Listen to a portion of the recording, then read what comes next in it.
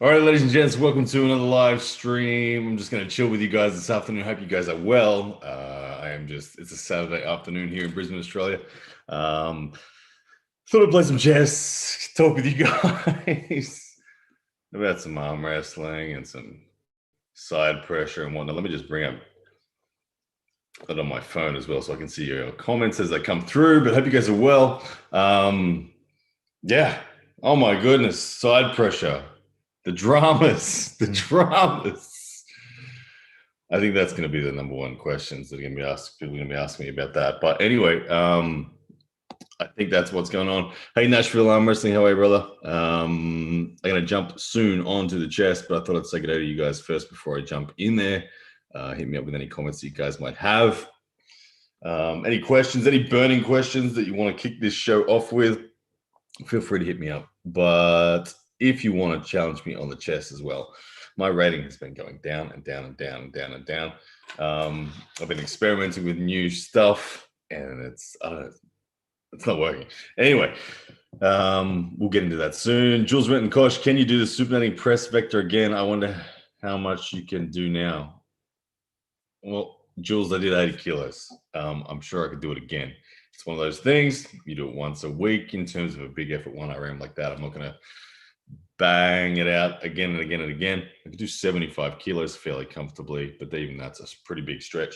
But yeah, I could do it again. But like I said, yeah, once is enough. The last time I did that particular one was like 3, 4, 5 months ago, something crazy like that. Always mixing it up. It's a winding path, but that's definitely one of the paths. That supinated side pressure is without a doubt one of my absolute favorites. And yeah, it's a Todd Hutchins inspired lift. It's something that I've done since working with Todd. Hey, Monty.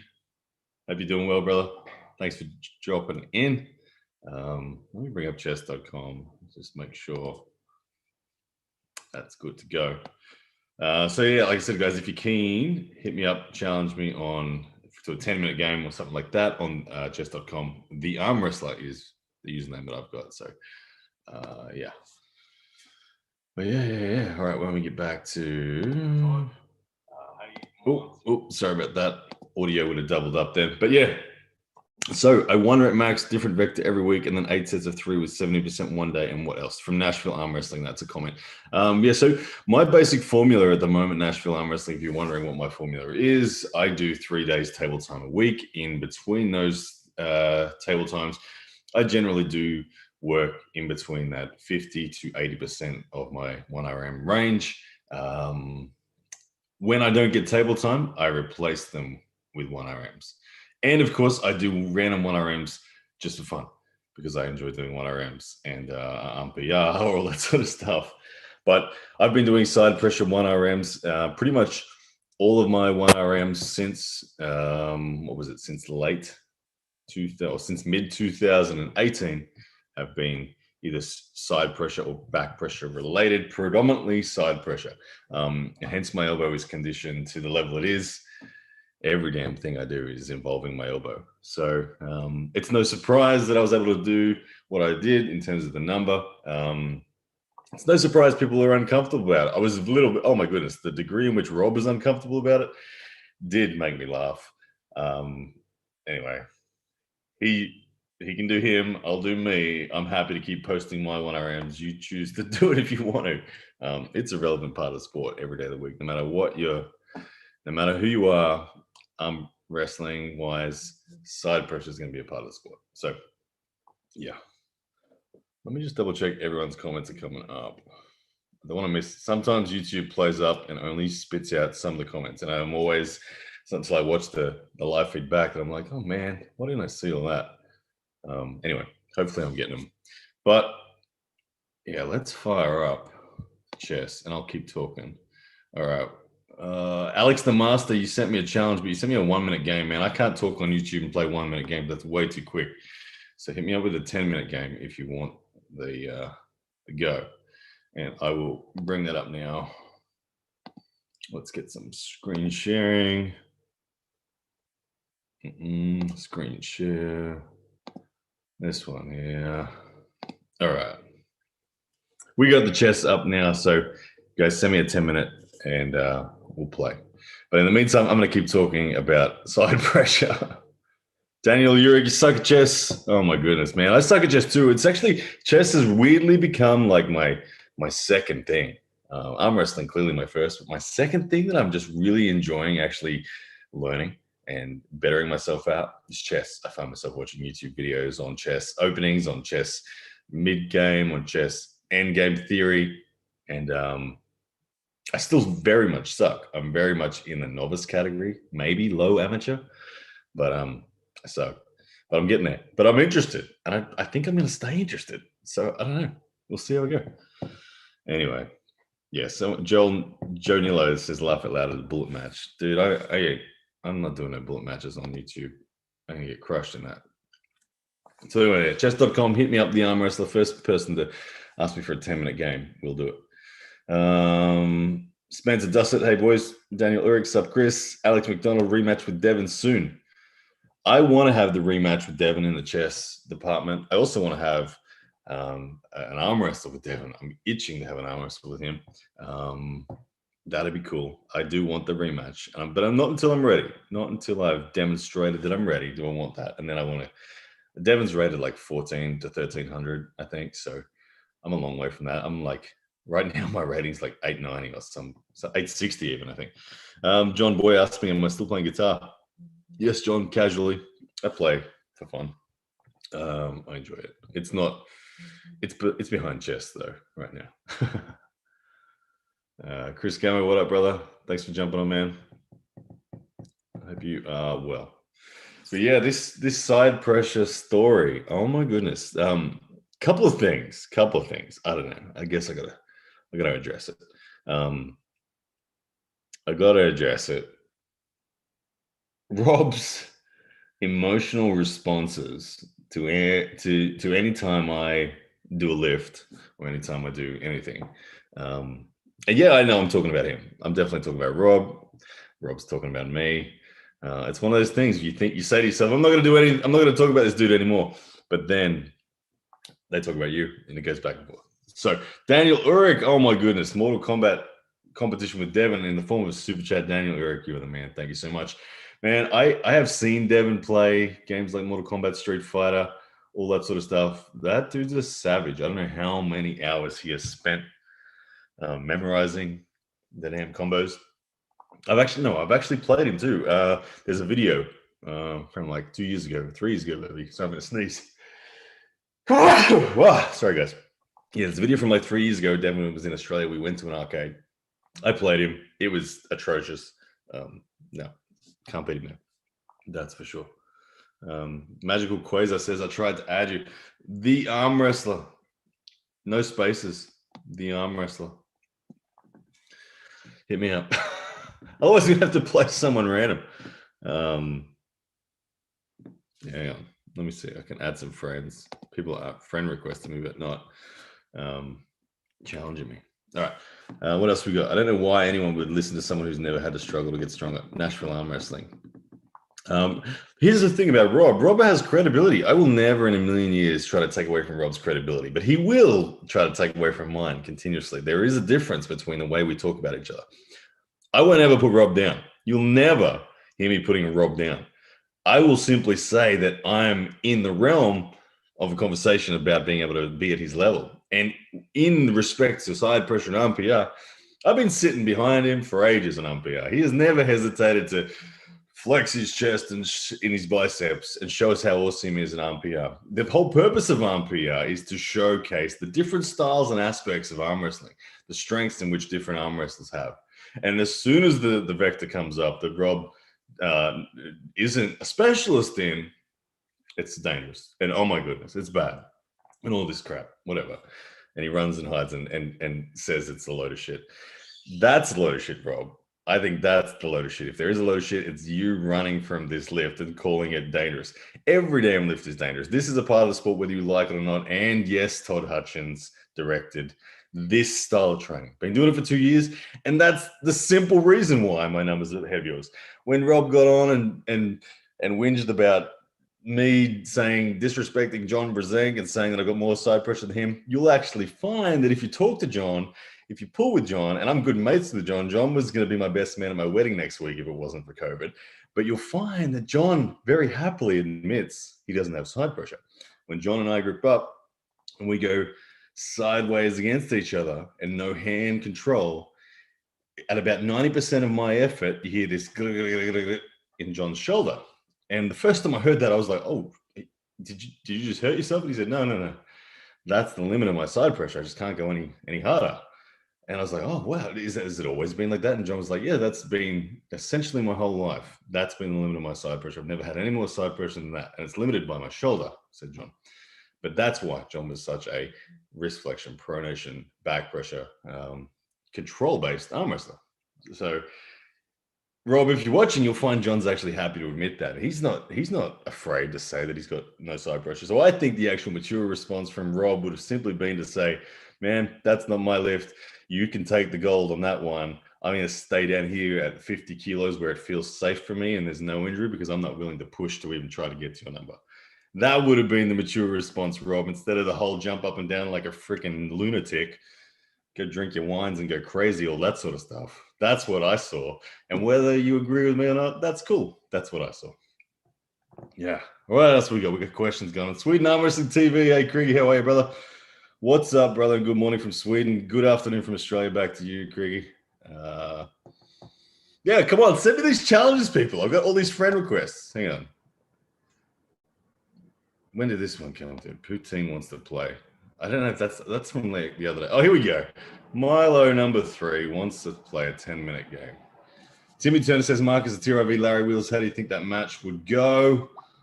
Oh, Timmy, I think that Marcus has got the edge. He's been pulling for a longer period of time.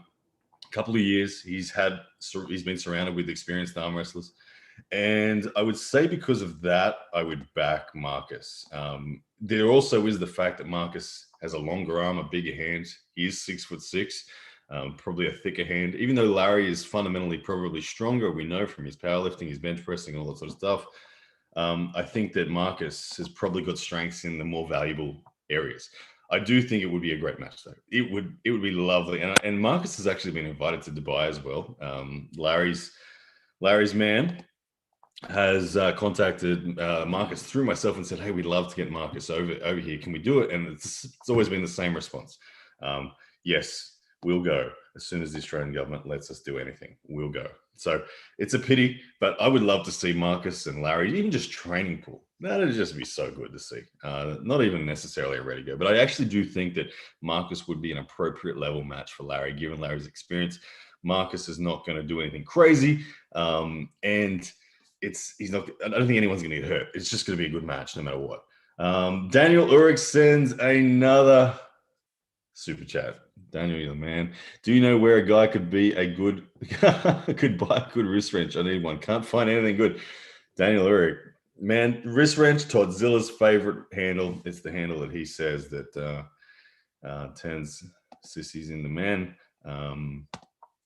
It's one that is, of course, I mean, you've been generous asking me to plug my own stuff, but yeah, jump on my website. They're all available for pre-order, poundforpoundarmwrestling.com. Thank you, Daniel Eric. You're the man. I might have to send you one now. Hey, Ryan, how do you think you'll fare against John Brzenk if you guys were to pull now? I think John Brzenk and I, from what I remember of John, last time I grouped up with him, I still couldn't slip. If John didn't want me to slip, I couldn't slip. Remember, he didn't let Devin slip. And he wouldn't let me slip. So I think that's the biggest issue I have would be it'd be very difficult to slip against John. In the strap, there were sticking points where if John allowed me a little bit of freedom to just initiate, then he couldn't pin me and I could make it about side pressure. But if John's revved up and back pressure and pronation on, man, of course, you got to go with John. But training with John is always amazing. I love training with John. He's got a really unique perspective on how to train, different to anyone else that I've trained with. He doesn't spend a lot of time on the table. He's like a 15, 20-minute guy on the table, and then he's done. And for me, I'm like a 2-hour guy on the table. And after 15 minutes, I'm like, John, come back. I want to do some more. And he's like, nah, done, all done. And but John trains really specifics. He trains high pronation specifics, and he will find a balance point with his opponent wherever the opponent is. He'll find a balance point, and he'll work max effort on the little thing that is the critical balance point. And he'll give away fundamentals to find a balance point. But like I said, with me, when he was training, he would give away his aggression and in the straps and let me get in. And then once we're in, he was like, "Oh damn, there's a sticking point that I can't get through now." And that's the side pressure one. That's the lane that if I can get to is my lane. It's the lane that I would have looked to get any opponent to at the moment. There's very few opponents that I'm looking at the top roll, but right now, most of them I'm getting in the straps and getting stuck in with side pressure. Are you still leaning Devon, or has your opinion swayed back to Michael from Alex McDonald? Good question. And yes, well predicted. My prediction has and is swinging back to Michael. And that's just because I had a phone conversation with Michael the other day. I had a phone conversation with Michael. I talk to Michael a lot. I help him, consult with him and with his business and his YouTube channel a lot. And so I speak to them every week. And Michael, the first thing Michael said to me when I last spoke to him, he's like, "Dude, I am so deeply offended that you said you think Todd Hutchins can beat me in a real match." He's like, "No way." When I asked him, how would the match go if it was? What's your perspective? He's like, bang, bang, bang, inside or outside, doesn't matter. And I'm like, okay. And then just hearing about his numbers, hearing about where he's at strength-wise, it was like, oh, snap, okay. Someone's getting strong. And someone is feeling strong. I got to look at his chessboard for a second. What's going on here? What is going on? All right, let's just do that. Yeah. So I actually do lean towards Michael right now. We lean towards Michael right now. But oh my goodness, I change this. You watch Devon will post the video and I'll change. The thing about it is, oh, what did I miss? Oh, you missed taking his bishop with your queen. Oh, snap. Yeah, fair enough. That's what talking on YouTube will do to you when you're playing chess. You'll miss stuff like that. I'm just at the moment, I'm not even watching the chessboard. I'm not watching his pieces at all. Literally, I'm playing just with my own pieces right now, which is probably not a good policy. Where do you consider John's peak? I don't know. I started watching the sport in 2013, so it was something that I wasn't around during John's peak, so I kind of missed it, which sucks. We got a super chat in from Chris Gammo. You're the man, Chris. Chris writes, while obviously grip isn't everything in arm wrestling, it's something. Just curious, have you ever messed with captains, crush grishers, and what's your max level? Chris Gammo, I agree. It's a really intriguing topic, the application of grippers and its use in arm wrestling. There are certain styles of arm wrestlers that it really is irrelevant for. Big-handed guys, I think it's very little like Matt Mask, you're not going to see him gripping. But the small-handed guys, they like to squeeze. Lachlan Adair, I know, he loves to squeeze against top rollers. It's a really effective strategy against certain style of top rollers. So I do think it's viable. If you're a small hand guy in particular, it's more and more viable. In answer to your question, I've never had a particularly captains of crush. I've had heavy grippers, which had like the 100 pound, 200 pound, 250, 300 sort of label. And I was able to close the 200 comfortably, 250 messy. So it's kind of me. My time is running out on this board. I need to play. What am I doing? I need to open up this line. Let's get this bad boy out. Let's get the bishop line open. We got another super chat from Nashville Arm Wrestling. Thank you, Nashville Arm Wrestling. Have you ever had a small bruise on the inside of your elbow after a short practice, 30 minutes? No, I've never bruised up on the pulling arm. I've bruised up on the inside of my bicep from the non-pulling arm, catching the side of the table and over again. What did I just lose? I just lost the piece, didn't I? Shit. Okay, lost my queen. There you go. Not paying attention. Once again, lose your queen. Good chess lesson there, people. Don't do what I did, but he just lost his queen.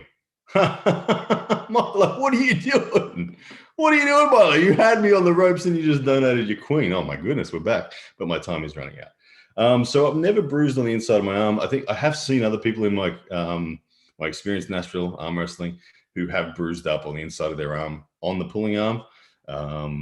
It was something that is, I would, like I said, I would call it rare, but at the same time, sorry, just let me think.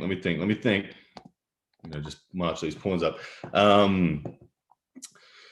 It's rare. A few people get little pops and little stretches the first time they ever arm wrestle, and I don't know. Vich Moran with a super chat says, let's play a 5-minute game on chess.com after this. My handle is Vich0. All right, Vich0, you have just bought yourself a game for sure. 5 minutes. But Vich, you see how I play. I talk a lot. And 5 minutes goes so quick. You see I'm running out of time here in the 10-minute one. So I will do my best. I will do my best to play in a 5-minute game. Vich0, make sure you send me the request. So as soon as this game's over, I'll make sure I select yours. Then super chat from Condotiero. You need to fire whoever is teaching you chess, my man. Honestly, chess.com lessons are pretty helpful. Yeah, I have the membership. I hate doing the lessons though. I don't do the lessons. Man, I actually think that I'm going all right. There's a guy from Ukraine, an arm wrestler from Ukraine. I forget his name. He is coaching me. He's 2,300. He's playing games with me a few times a week, and he's coaching me. But like I said, it's difficult to play whilst talking to you guys. Like I said, I'm not even looking at the board. I'm not looking at his board at all. There's a couple of principles that I'm trying to follow here in general, but I'm not looking at the board.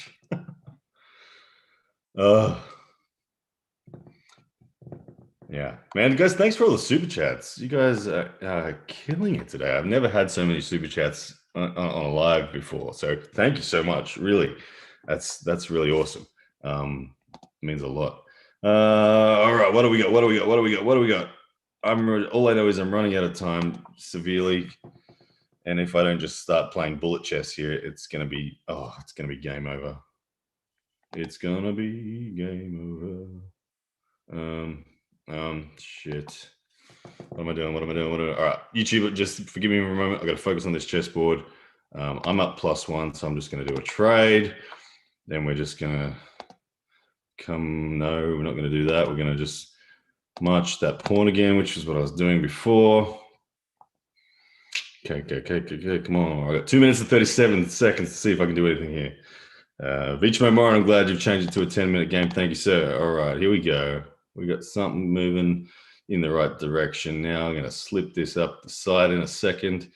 Got my bishop backing it up. Oh, he's coming down for the kill. All right, we're going up here for check. We're going to put the pump on him. Milo. All right, now what are we going to do? Okay, can't do another check straight up, which sucks. I'd like to, but we're just going to slide up here, put some pressure on him because it's protected by the pawn.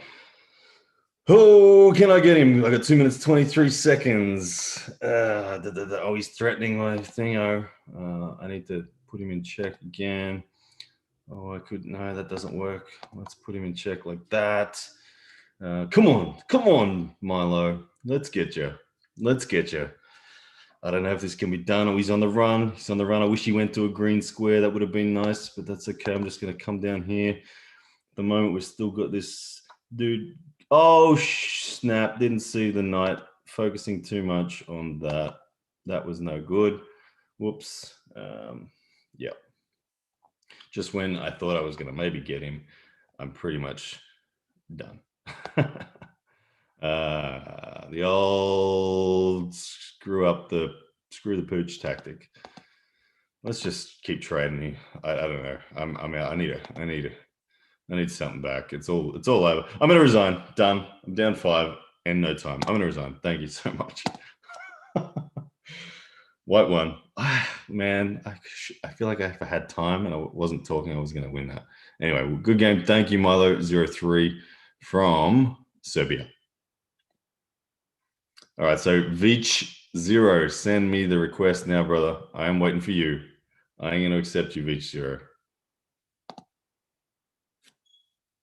The only way you can be rated 2300 plus ELO is if you legit have the beautiful mind stuff going where you can play blindfolded.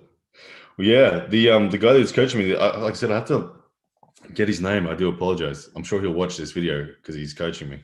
Um, and yeah, he's like that. I'll be playing him in a 10-minute game. He'll be talking to me like through text, typing to me, telling me about what I should have done or what he's about to do to me, and watch how he does this and yada yada yada.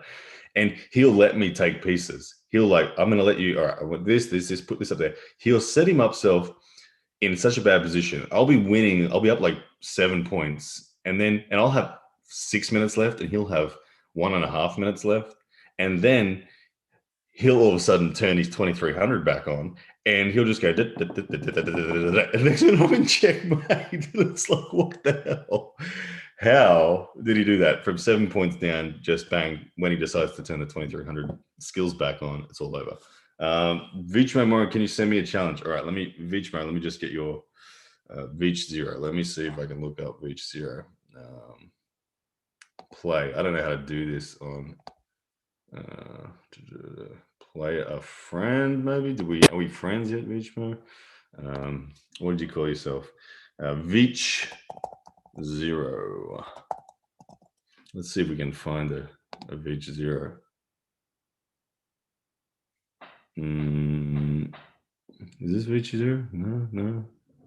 Hang on. I gotta work out how we do this Vich Zero. I apologize. I'm used to it on the mobile, but I'm not used to it on the PC, which is what I'm on right now. Friend requests. How do I make a friend request? Bup, bup, bup, bup, bup. Oh, look, someone's used my name. Someone's created. That's not me, if you're wondering. That's not me, but I'm going to become friends with me. Except the friend with myself. That's not Devin Larratt either, because I'm already friends with Devin Larratt. That's another Devin Larratt.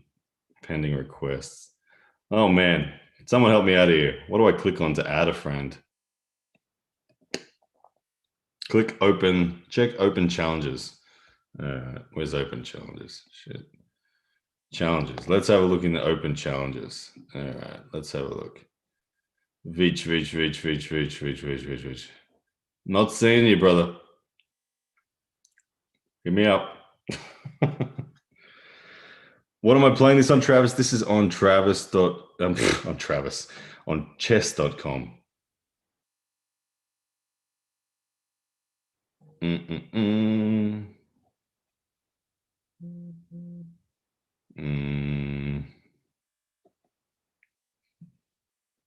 Friend requests. Gotta find you, man. Vich, title players, newest members. Friend requests.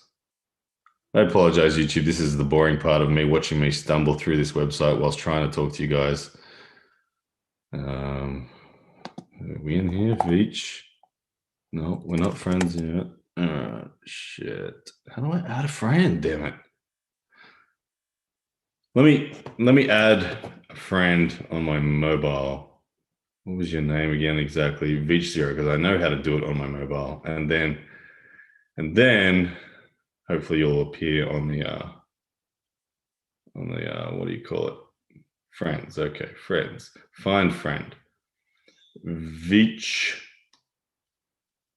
Zero. All right, there you go, Vich Zero. I've just added you as a friend. Okay, so now when we go back over here, we should be in business.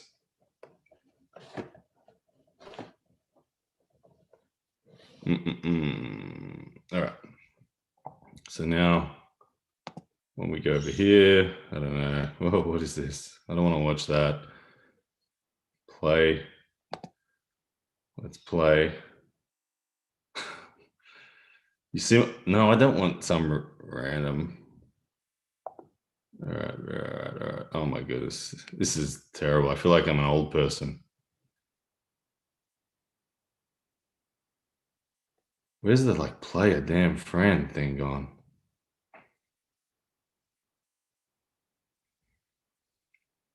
All right, hang on. New game. Let's get a new game.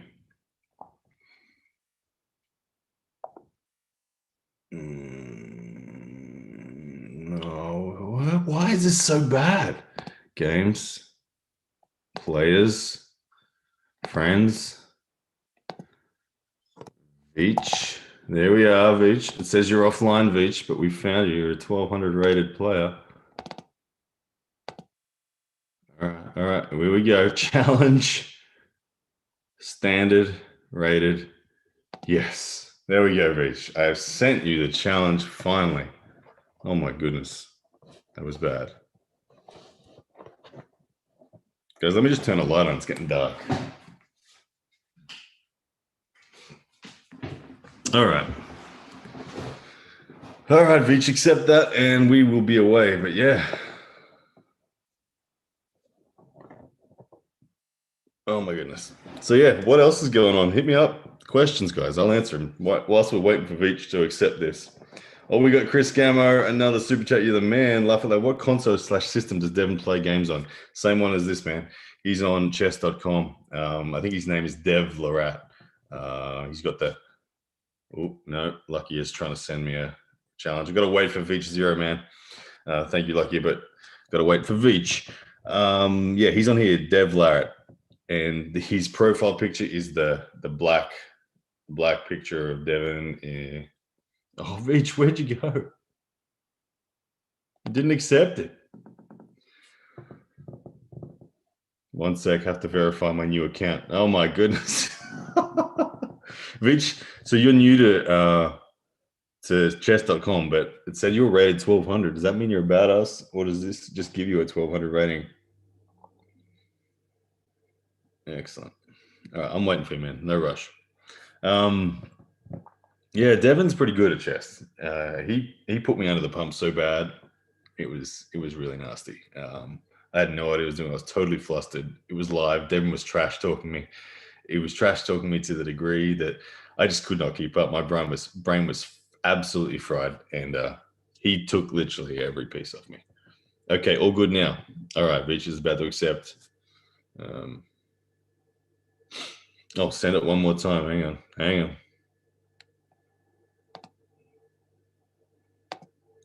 we go. It says you cannot create another challenge with the same parameters. All right, the challenge should still be there for you, man. All right, here we go. We got Veach Zero. Oh, look at the pace. Straight away, the pace from Veach. He is pumping those pawns out straight away. But now, I'm not sure if my internet's lagging. There we go. Okay, my internet was lagging. The double wall at the front from Veach. I don't know if that's a thing, but I'm going to call it a thing. Call it the double wall. I like to impart a bit of side pressure off the start. It's topic of the day, side pressure. All right, he's slipping that down. I'm going to slip that over there. This is the, what do they call it? The King's Indian defense. All right. Chris Gammo. Oh my goodness, super chats. You guys, Chris Gammo, you're killing it. You're right. No, you said Devin played Mortal Kombat and stuff. Was that on a Super Nintendo or some console? That was on a arcade video game. He's good with joysticks and 3 buttons, all that sort of stuff. That's his specialty, and he is a killer at that. Every day of the week, that man's a killer at that. See, I like this move there because see, it made him bring out his H pawn. Now I can take that, and he's weakened his king. Veach Zero has weakened his king, and he's now bringing out his queen. He's going for the aggression straight up. That's always interesting. Now, once he's got a weakened queen, a weakened king, my coach tells me to trade pawns in the center. As soon as you get someone with a weakening, trade pawns. Your king's protected. Trade pawns. Use this side of the board to create some attack. So let's see if I can do that. Hello, honey. Oh my goodness. Oh my goodness. That's really. My fiance just got home carrying her wedding dress in a bag. Oh my goodness, that just made me all flustered. Live on YouTube too, babe. All right. So we're trading pawns now. That looks That looks good. Let's trade some pawns. We're gonna trade pawns for a bit. I'm gonna bring the offense up the other side of the board. That's what I'm gonna do. Or I'm just gonna stuff it up. We'll see. Thank you, Chris Gammer, for that super chat, man. You're a killer. All right, H0.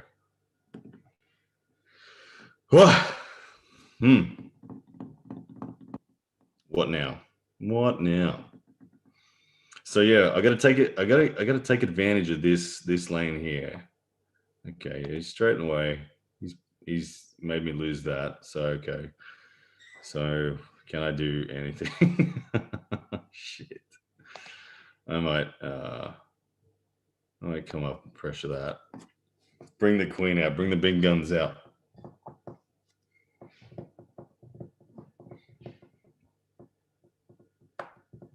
But he's making a good inroad with that pawn wall there. That's good. He's seen that weakness and he's just like, well, you watch this. I'm going to turn my weakness into my offense. But yeah, my theory is to try to keep this locked up, get him to open up the HG and F pawns, and then send these bad boys out flying right here. Okay, didn't take it. He's going to play that game a little. All right, if I take that, I'll lose that. So that's not good. Let's just, I don't want, this pawn, no. Which one do I want to use? No, I need to leave that there because that's coming in for the kill on that. I might just, I don't want to move this pawn, but I think I have to. I can't. What am I on about? I'm gonna have to do that. I didn't want to do that. I think I just lost the whole game. Did you get a Daniel Uric? No, I didn't get a prenup. Look at me getting smashed by Vich Zero here. Jeepers. Can I return some pressure anywhere before he freaking crushes me? I want to get rid of that. I need to ignore what's going on here. You can have that. I need to get some damn pressure on this sucker up here. I'd love to slide that down to there, but I can't. All right. What do we got? I would have loved to have had that still, but I don't. Oh my goodness me. Yeah, I'm just gonna slip this down just for the moment. See what that does. Yeah, ouch. Front side pressure, ouch, Bowen. Yep, ouch. Nice. Let me know in the comments, guys, who here thinks I'm going to hurt myself training side pressure the way I do? Who here thinks I'm going to hurt myself? Or who thinks I'm going to have a wonderfully long career as an arm wrestler? Let me know. Okay.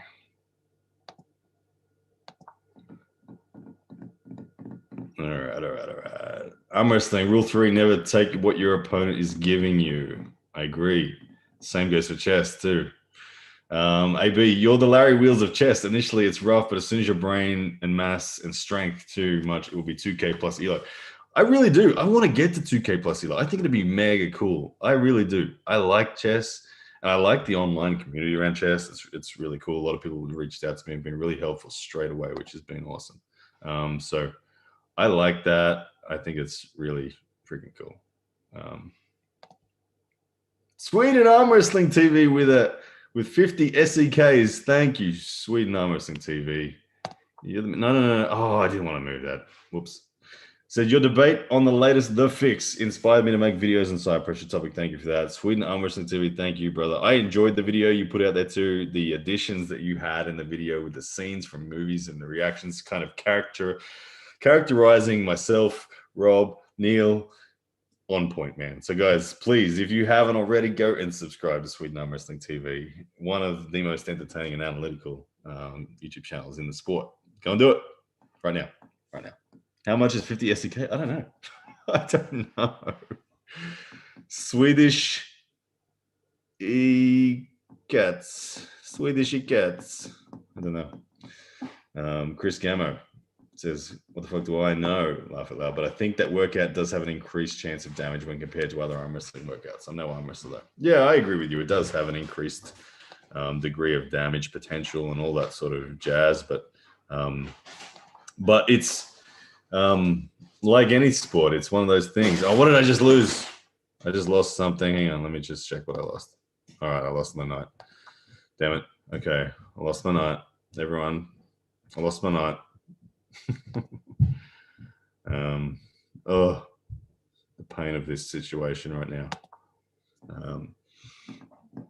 Yeah, it is one of those lifts that is definitely more risky than the others, but like all sports, especially heavy strength sports, a 1RM is dangerous. When you see someone set big world record numbers in the deadlift, you don't rush out there and try to lift without form. You think about it. You get your stuff sorted before anything else. And you naturally work stuff out appropriately. But yeah, anyway, whatever. What did I just do then? Oh my goodness. I'm so blind to half this stuff. It's ridiculous. Now I'm in check and he's coming down for the kill. Look at this. I'm gone. It's over, isn't it? What can I do? Oh, yeah, I can donate to Queen. Now it's over. Oh, it's not. What did you do? What? That was weird. Okay, you could have checkmated me then, but you didn't. You kind of weirdly delayed it. You could have checkmated me and won, but you gave your rook away. Devotee Larrett says, "Oh, nice to call this one. What's up, Blue? Hey, man, thanks for tuning in. Procrastinator. Eventually, we're just really going to have to see the inevitable Ryan outside pressure bone against Rob Cottonwool Vigent Jr. I like that name, Rob Cottonwool Vigent Jr. What I find funniest about it is that he's happy to bark on continuously about how bad it is when I do it. And he won't in a million years say anything similar to Todd. And everyone who then says, no, but Todd's vectors are different. Okay, Todd's vectors are what inspire all my vectors. I do all the same things as Todd. Just so happens that this is the one we chose for the show. Yeah, Rob wouldn't dare in a million years confront Todd Hutchins and try to talk to him and say it's unsafe like he does to me. The fact of the matter is Rob just doesn't like me. And now he's trying to wrap that up in inside pressure and trying to make it seem like it's me being stupid, but it's whatever. Go away. Thank you for the game, VG0. You just crushed me. I need to pay more attention. My rating just continuously drops down. Man, you got 62 rating points for beating me then? When you're at 1,200 and I'm only at 860? Man, that's some good return. I don't know how you did that. Good stuff. Who would I rather fight, Levan or Devon? Oh. Are we talking fight? Like to the death, like in a cage? I would probably want to fight Levan more than Devon. Devon is he's a killer. He's a trained killer. He's a soldier, a special forces soldier, and he knows jiu-jitsu, and he's just a badass. I think I would die against Devon in the ring, where Levan, although I would probably still die, I have a better chance because he's a big dude. He'd probably get puffed out. I'd just run. I'd just keep the dude moving. Keep the dude moving. Try not to get smacked in the head by his giant fist. And that'd be pretty cool. And then once he's puffed, kick him in the kidneys or something. I don't know. All right. What else we got going on? That was a good question. I like that one. Oh, okay. So here's the truth. Vichmo Morin says, thanks to the game. I'm 2,100 in chess, so no worries. All right. I never had a chance. The dude was 2,100. He was toying with me the whole time, leading me around the park. Oh, my goodness. Mike Halbert, Ryan, bro, I get that you were very excited to have the side pressure lift to show that you have a different name, but let's move on. It's getting old. What do you mean it's getting old, Mike Halbert? The side pressure video has just started. The entries are open as of yesterday. So we got a whole week and a half to go in the RPR episode that'll focus on side pressure. So this conversation is not going to go anywhere because we're still waiting on submissions. We might get a submission from none other than Uncle Todd himself. Toddzilla has been contacted about making an official RPR entry, and it's yet to be confirmed whether he will. But that man does a 1RM every week. and it's a side pressure one, I reckon, that he does every week. So it's just whether I did, when I spoke to him, he said he doesn't have a cable machine that can set the pulley at the hand height. So if he does it, it'll be from a high attachment, which is going to be different, but still, you don't tell Shaq that he's not allowed to be in a dunk contest because his rules are slightly different. Todd Hutchins being the side pressure king, if he makes a submission, we will include it without a doubt. So yeah, this conversation's not going away, Mike Albert, not for a good couple of weeks. Have you ever trained any martial arts, Alex McDonald? Yes, I am a total badass. When I was 7 years old, I think I spent about 4 weeks doing Taekwondo. That's it. So no, I don't know any martial arts. When I was in the military, I can shoot straight though. I had my marksmanship badge when I was in the military, so I can hit you between the eyes at 300 meters with a F-88 Osteyr rifle. But that's it. I know how to kind of like use a bayonet on a rifle and fight with that, but that's dodgy stuff. I wouldn't call it martial arts at all. What else we got? Devotee Larry says, "Why does this guy get haters? I legit don't get it." Devotee Larry, I just get haters because I just push too hard. I'm too ambitious and I push too hard. I project forward a confidence that many people are uncomfortable with. And because I don't back down on the confidence that I project, it pisses people off. And then they pick apart whatever they want. That's kind of the bottom line. Daniel Ulrich, that was fast. Laugh out loud. Golf clap. Yeah, it was. But against the 2100 rated, that's like a novice arm wrestler taking on Devin Larratt in an arm wrestle. So it was, yeah, I get destroyed. There's always been haters no matter what you do. Yeah, luckily that's true. Taylor Swift said it. I can't believe you brought home your wedding dress though. No peeking. No peeking. She came in humming. Da, da, da, da. Who's next on chess? Yeah, hit me up, guys. 10-minute game. Might play a couple more, and then I'm gonna run. I have to get some dinner sorted. But what was my experience in the military like from Alex McDonald? It's a good question. And I joined the Australian Army straight out of high school. It was interesting. My poor mum, she only had 4 days notice from me disappearing in her life as a child and becoming an officer in the Army. I'd applied for the military to become an aeronautical engineer. And I failed the entry. I passed the officer selection board, but I failed to achieve the academic results in school. Well, here we go. We got a challenge from Luckier. I failed to reach the academic milestones for school because I was lazy at school. I didn't like school. And therefore I was like, okay, I guess I'm not going to be an aeronautical engineer. And I kind of put aside my life experience thinking, oh, well, I'll go to university, and I was going to become a physiotherapist because that was my other interest. And then that didn't happen because I was away on holidays, Christmas holidays with my parents. I was 18 years old, and the phone rings. It's a Thursday. A phone rings, and it's the Australian Army recruiting office, and they say, look, we know you didn't get into aeronautical engineering, but we would love to offer you a spot at the Royal Military College Duntroon, where you would become an officer and you'd become a general service officer specializing in X, Y, or Z. And I was like, oh, okay, yeah, I'll do that. And in Lucky is playing a very aggressive game here. This is coming out of the bat really quickly. So I said yes. I said, when will I start? They said Monday. I said, hey, mom and dad, I got to pack my stuff because I'm going to the Army on Monday. And 4 days later, I was in the military on my basic training course. And that military officer course was 18 months. So it was a long course. So I just suddenly disappeared from the world, which was, yeah. And then once I was in the military, I went to Ordnance Corps, which is logistics. And then I specialized in aerial delivery. So I was a parachute rigger. We used to prepare cargo and personnel to be thrown out of aircraft. And I did that course in the USA at Fort Lee in Virginia, which was really cool. The qualifying test for that was to pack your own parachute and to... that was a silly move by me. Whoops. Was to pack your own parachute and jump it. and without anyone else checking it. So that was a very nervous moment. But I did it successfully. I didn't die. I'm still here. We got away with it. And yeah, it was good.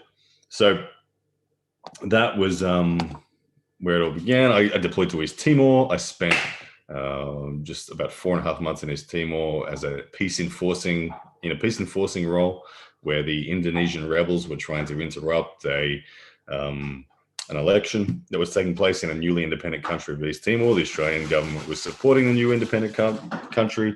We were there to keep the peace and let the election happen. So I was there for 4.5 months in a logistics sense.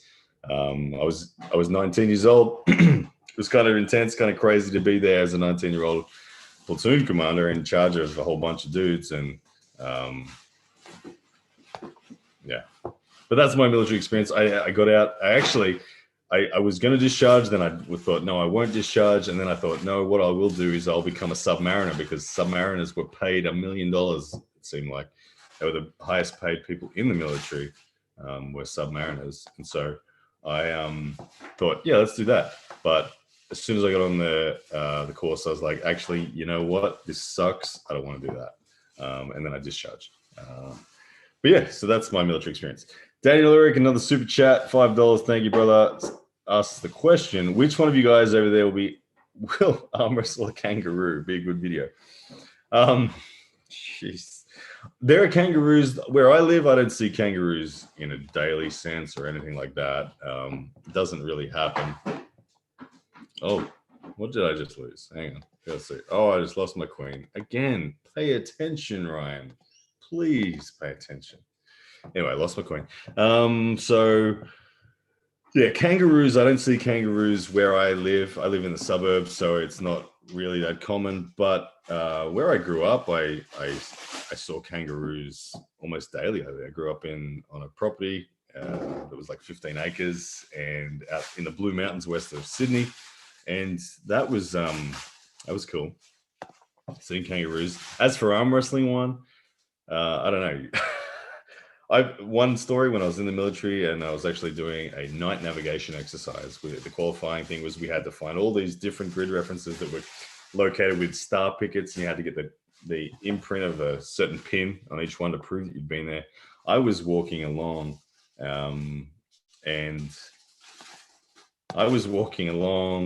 doing the night navigation exercise, walking through this big open field, when suddenly I felt this presence near me. I'm like, hey, what's going on? Why do I feel like there's someone here? Turns out I just walked into a massive mob of kangaroos, and there was maybe 50 or 60 kangaroos around me. And I'm just like, oh shit. I was like, all right, kangaroos, I'm not here to hurt you. I did have a rifle with me, but there were only blanks in it. So if it all went down, I was going to start firing blanks at these things to scare them away. But they let me pass. They let me pass. I had a vibe about me that I was their friend, so they let me pass. So cheers to the kangaroos for that. Yeah, there's my kangaroo story. Pretty crafty animals, those kangaroos, says Chris Gammo. I agree. Did I just lose another piece, guys? Did I not? Oh, my goodness. You guys need to flag me down when I'm about to do something stupid like that. I've done it too many times in this game, in all of these games. Talking to you guys clearly doesn't sit well with watching my opponent. Yeah. Devotee Larrett says kangaroo would probably claw your nuts off if you tried to grip with one. Yeah, I think it would. If you grip the kangaroo, those bottom legs, he's going to rock back onto that tail, that bottom leg with that big toenail of his. It's going to come through pretty savage, and it's not going to be good. Not going to be good. All right. I don't even know. I don't think it's possible to come back here against Lakia. I am down 6 points. Make it 7. I'm down 7 points. My correction. Sorry about that, everyone. And now I'm in check, and I can't do anything but move the king. All right. He's going to put me in check again. There's nothing I'm going to be able to do. This is bad. Ryan, what is the arm wrestling victory that has meant the most to me from Mike Halbert? That's a good question. Mike Halbert, the victory that has meant the most to me is a great question. I would say 2. It's hard to split them, but there's 2 matches that mean a lot to me for different reasons. One is The first one is the bottom 8 match where I pulled Devin Burgoyne. That was a match where I had, prior to that moment in time, I had zero international credibility. I had simply at that stage pulled Justin Bishop and got my ass kicked in 2017. So in 2018, I got the opportunity to go to the bottom 8, and oh man, losing pieces again, not paying attention. It's just not working. Look, I'm down 12 points. I'm gonna resign. Thank you for the game, Luckier. So yeah, the bottom 8 match meant a lot to me because it was the first opportunity for me to really establish an international credibility. I was by no means the favorite to win. Evan Burgoyne was supposed to crush everyone, and I was actually, it was a debate whether I was going to even beat Chris Colby. Chris Colby believed he was going to beat me quite convincingly in the open round, and I went through him very comfortably. Then faced Evan Burgoyne in the second round. Had a barnstorming match, won the match 3-2, and then beat Artem Taranenko in the final 3-0. So that was probably the most memorable tournament, and Evan Burgoyne match was probably the most significant match for me at the time. Really entertaining, great arm wrestling, awesome atmosphere, Devin and Juji and that there. Really, really cool to be in that environment. And then the match that means a lot to me has got to be the Alan Guerra WAL 504 match where I had John Brzenk in the corner. That was really special. Anytime you get to have John Brzenk, the greatest arm wrestler of all time, in your corner is special. John had not been a corner man for anyone in the WL at that time, and when he offered to fly out to LA to do that with me, that was really special. And that empowered me like nothing else. This was my professional arm wrestling debut, and I was down 1-0, and just having John in the corner gave me a confidence that it was going to get done. It really stabilized my mindset, and I love that John bet Eric Wolf when I was down 1-0. John, if you go back and watch the WL 504 match, you'll see John, when I'm down 1-0, he's talking to Eric Wolf, who's on the other side of the stage, and he's holding up money, saying, or he's holding up his hands like, you want to bet? And they make a bet, and John wins it, obviously, because I win the match. I go on and win 3-1. And yeah, that was pretty special. And since then, haven't really had as many opportunities. I mean, COVID obviously popped up not that long after, and here we are. I was meant to be pulling Brendan Lemon Mulvihill in WAL 601, but that didn't come about. All right, we got another Zyber Bob. Zyber Bob, we're going to make this the last game, man, because I got to make some dinner and all that sort of stuff. We've got to get to that. Oh, Neil Pickup. Oh my goodness, Neil Pickup's on my live stream. How are you, brother? Biggity, biggity, biggity bong, as Neil would say. What else does Neil say? There's a lot of things Neil says. Anyway, officially, did you actually sleep last night, Ginger Lake? I went to bed at 3:30 a.m. Neil Pickup. 3:30 a.m. I went to bed. I don't know. Some people say I've got a problem. But I'm productive at that time. I like to work at that time. I like to create content. I like to engage with you guys at that time. So this is responsible me right now. This is responsible me doing a live video in the afternoon instead of doing it in the wee hours of the morning, because it's a wiser thing to do. So people tell me. The rest thing is, I actually do appreciate the need for rest, and it really knocked me around in recent times where I didn't have adequate rest. And so, yeah, I get it. No, I don't want to push that up there yet. Not yet, Neil. Not yet. We don't want to do that yet, Neil. I'm just going to castle. Ladies, everyone, give me your favorite Neil Pickup comment in the chat. What is your favorite Neil Pickup catchphrase? Once we got Neil in the chat.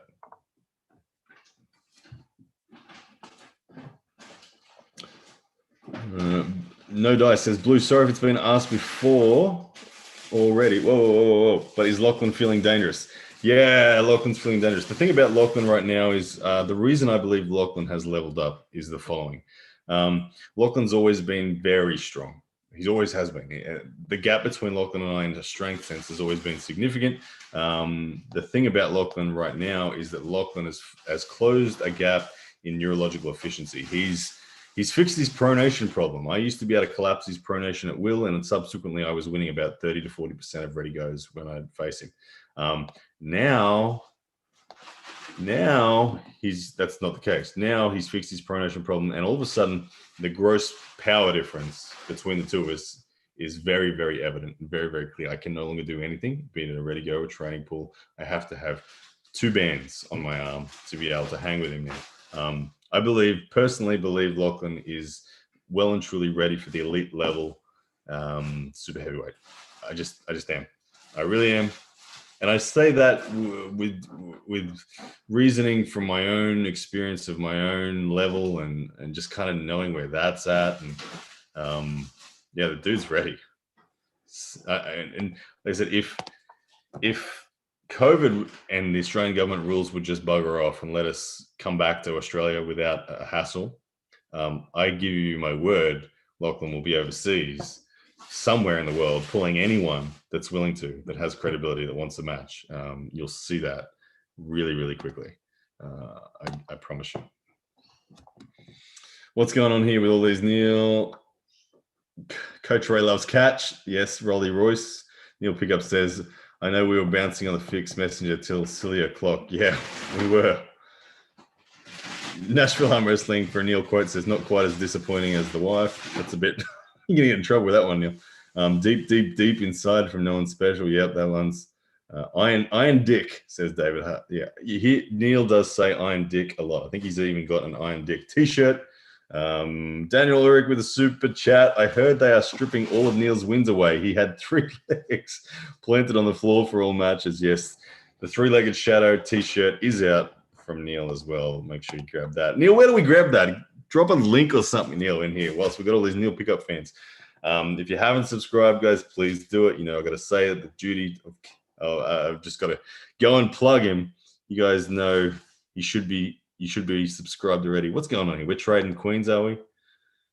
We're trading queens. He's forcing a trade of queens. This 1700 rated dude forcing a trade of queens. I didn't want to do that. But yeah, go and check out Neil's stuff. www.neilsirondick.com or something like that, whatever it is. Alex McDonald, is Lachlan going to get into the WAL if it resumes? Well, I would imagine so. And the reason I say that is because who wouldn't want to see Lachlan in the WAL?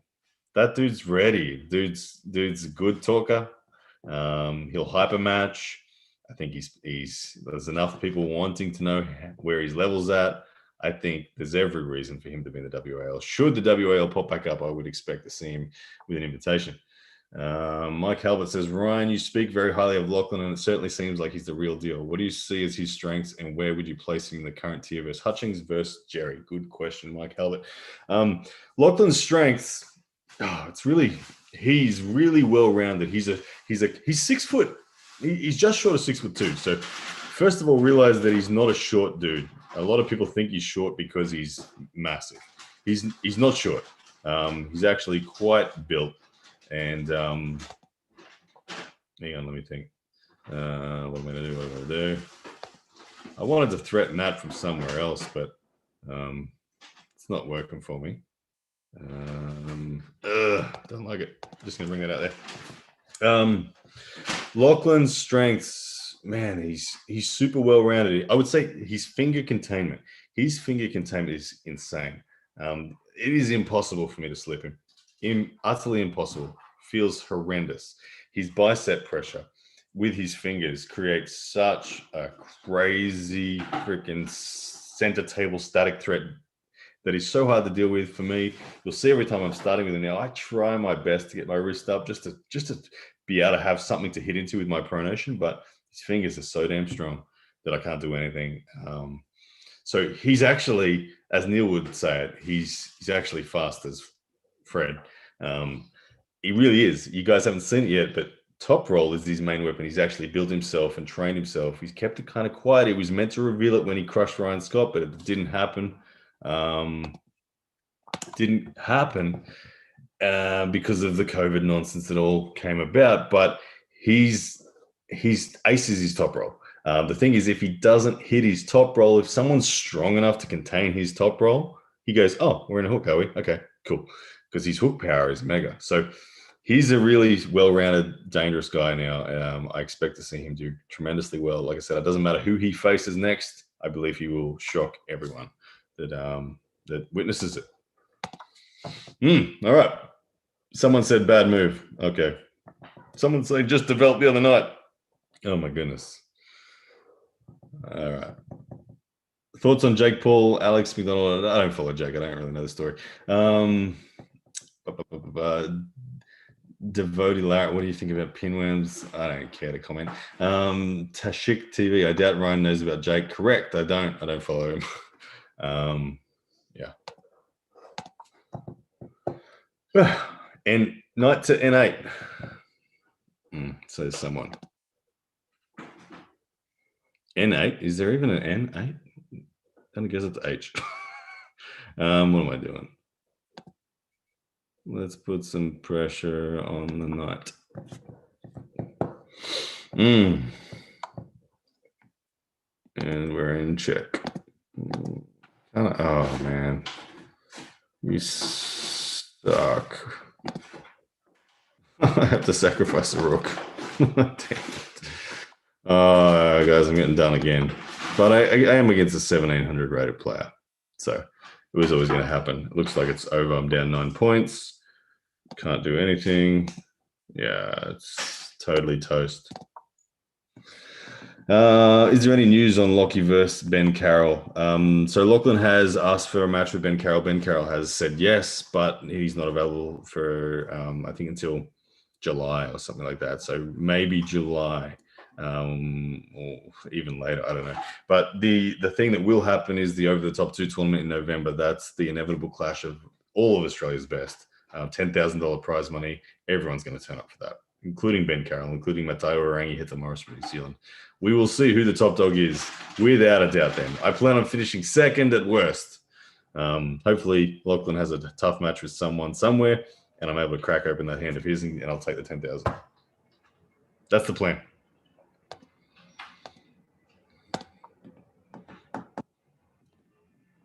We just want to see you laugh, says Devotee Larrett. Fair enough. Alex McDonald, his brother Logan has a fight scheduled with Floyd Mayweather the next month. Yep, cool. What chess YouTubers do you follow? Gotham Chess I've been learning from lately. That's kind of been who I've been watching. Oh, I forgot to answer the other bit. How do I see, from Mike Helbert, how do you see Lachlan doing against Hutchins or Jerry or even Chafee? Good question. So I honestly, and this is where Neil totally disagrees with me. I think Lachlan beats Todd Hutchins. I think if they got dug down in a hook, I would back Todd to win the long grind. But I think Lachlan, if he pops Todd's wrist, will be too much. I don't think Todd could, without his wrist, sustain the side pressure necessary to stop a Lachlan Adair drive. Lachlan Adair, I believe, from there would win. And then the question, can he pop his wrists? That's the money game for me. I think the match is won and lost right there on whether Lachlan can pop Todd's wrists. Personally, I believe he can. That's my opinion. Against Jerry Cataret, interesting one. Jerry likes the hook. Jerry tells me he doesn't like the press as his option A. He wants the hook. I think those guys in a hook would be, oh man, it'd be brutal. Power-wise, they're similar. They're not endurance guys. They're both just mega power guys. I'd like to see it. I think if Jerry tried to press Lachlan, it'd be tricky because Lachlan's got a compact arm, very thick muscle bellies, huge bicep with mega back pressure, mega hand. Lachlan will personally say that he's never been pressed. He's never lost to anyone pressing. That's true. That's a fact. He's never lost to anyone pressing. He's always been very comfortable against all pressers. So stylistically, it's an interesting one. I don't know necessarily how Lachlan pins Jerry, but I can see ways in which Lachlan could stop Jerry pinning him. So I'd give the edge to Jerry, given that I'm leaning more towards Lachlan being on the defensive side. But it would be a match. It would be a great match. And Dave Chafee, I would think that Lachlan wouldn't have enough finger containment. Even though I say Lachlan's finger containment is his ace, I believe Dave Chafee is potentially the strongest on earth. Like he's in that category. And his stiff-wristed back pressure pronation, I think it'd be too much for Lachlan's hand. And I think that Dave would crack him. Having said that, I would love to see Dave and Lachlan train together, just with some sparring, training, see what's going on. Because Dave is a guy that doesn't dig down into a hook. He doesn't become fully rotated. He doesn't over-rotate in pronation. He likes to have a short range of rotation based. and a short range of cupping. He's not a big, deep defensive hooker. So I think Lachlan's hand would be the thing that gasses against Dave, because Dave just would never come in with him. There would always be a stress on Lachlan's hand. And I think that would inevitably cave. But I'd love to see them training pool. Because there's no one in Australia that can train with Lachlan without straps, bands tied around him. So yeah. Sorry, I just realized I'm still playing chess, but I'm going to resign. Zyber Bob, thank you too much. Too good. Well done. And let me just end the screen share, and I'll come back to this view where you guys can just see me, because I'm going to wind it up and get some dinner going. But what else we got? Last call for questions and comments. Devin laid out a blueprint for Jerry. He did, but Lachlan is a very different arm wrestler to Devin. Lachlan is not a long, rangy, control-based arm wrestler. He's a power guy.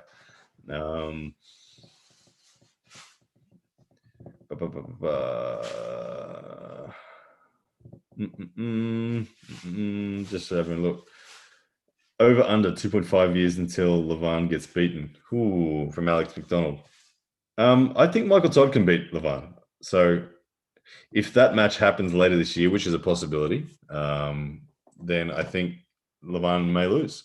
I think Vitaly Leleighton is closer than we all give him credit as well. And I think he could potentially lose to him. There's even the wild horse. I mean, when I say wild horse, I wasn't meaning Matt Mask. There's even the wild card for me that someone like Devin Larratt could. And I say that because of who Devin Larratt is. I actually don't think Devin Larratt has the right set of tools to beat Levan. But the same thing, that same thing was in place when Devin faced Andrei Pushkar. He wasn't meant to be even in the realm. And Devin was able to impart a fatigue in Andrei Pushkar in a way that Andrei Pushkar and no one else expected, and subsequently dominantly won that match. There's a weird part of me that thinks that could happen with Levan and Devin if it ever was to happen. So that's, even though I would bet everything on Levan to win right now, there's just a part of me that's like, you know, if anyone was going to do it, it'd be Devin. So maybe. So yeah, I think Levan will lose in the next 2.5 years. I do think he will, to someone. Chris Gammo, another super chat, $5 arm wrestling match. Who wins, Jean-Claude Van Damme or Steven Seagal? Man, I'm a Jean-Claude Van Damme fan all the way. Bloodsport was a movie that my cousin and I watched on a repeat when I was like 7 years old. Yeah, Van Damme for sure. Although he's really short, and Steven Seagal, I don't know, he's super fat these days, so he might just put the shoulder behind and press straight through. But Van Damme's gonna have the speed. He's gonna have the top roll. I'm backing Van Damme, top roll, side pressure, broken arm on Steven Seagal, who's trying to press because he's novice. And another super chat from Daniel Uric. What was the site to get a wrist wrench again? Yo, dude, you're the man. www.poundforpoundarmwrestling.com. Daniel Uric is. Daniel, you and I are gonna have to chat. I think I'm gonna send you a handle because you're doing a good job at helping me, man. So thank you very much. Poundforpoundarmwrestling.com. They're on pre-sale still. As soon as they are in my hands, they will stop being on pre-sale. But there's, I think, like 38 left in the sets of 4 handles for the pre-sale. Go grab them. Yep. All right. That looks like it. Guys, thank you so much. I've had a blast this afternoon playing some chess, talking to you guys. It's been good. And thank you to everyone who hit the super chat button. A lot of super chats. I've never had this many super chats in my life come through. So I really do appreciate that. That's very generous of everyone. Big shout out to Daniel Uric and Chris Gamo. You guys were hitting the repeat button on that. And everyone else who I've forgotten, thank you for the super chats and the games of chess. And yeah. Look forward to bringing you guys some content. Like I said, I will actually be getting married next weekend, which means that the couple of days after that, I'm off to New Zealand for a honeymoon. We've got a travel bubble between Australia and New Zealand, which is just opened up recently. So I'm going to be over in New Zealand, which means you're going to see a lot less content. There will be some content, mostly around the Michael and Devin stuff. As that match happens, I'll pop up and let you guys know what I saw in the match and last minute predictions, all that sort of stuff. But there's not gonna be any training. I'm finally gonna do the resting that everyone says. My elbow will get 3 weeks rest. I will not train at all. There'll be nothing. And we'll see if I come back stronger. When I group up with Lachlan there in return, we'll see if I can do anything to him. That'll be my measuring stick. But guys, thank you so much once again. I'm going to end it here, and you guys take care.